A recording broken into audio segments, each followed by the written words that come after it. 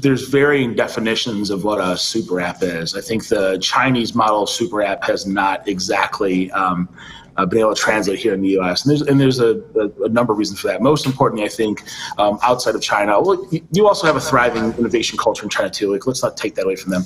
But I do think that the demands and the potential platforms that users in the West have access to, because there's far less restrictive measures that governments put in place over tech companies in the West as opposed to specifically in China.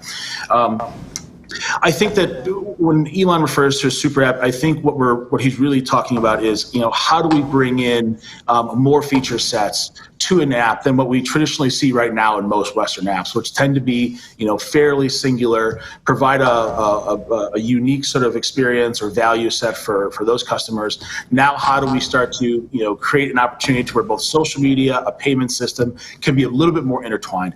And I think at the end of the day, any app, whether it's a super app or just a regular app, you're going to be looking to grow your user numbers, you're going to be looking to grow your engagement numbers, and you'll be looking for people to show that they have trust in that platform by using it for things like payments, which are much more sensitive for people on a more frequent basis.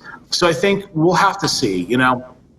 I am constantly getting the questions about, how do you possibly read what Elon's doing, even as an investor, when there's no way you can be in the loop on every single thought process that he's having. And that's fair. What we've learned is to just judge Elon by his actions, and let's see what he does. He's a very grounded guy. He's a lot more methodical than I think people give him credit for. He really understands this industry, both the potential for the tech and maybe most importantly, the limitations today. And I think what you're going to find is that he's going to have, first of all, some trial and error as he perfects the platform, but it's going to be an iterative process. I think that's healthy.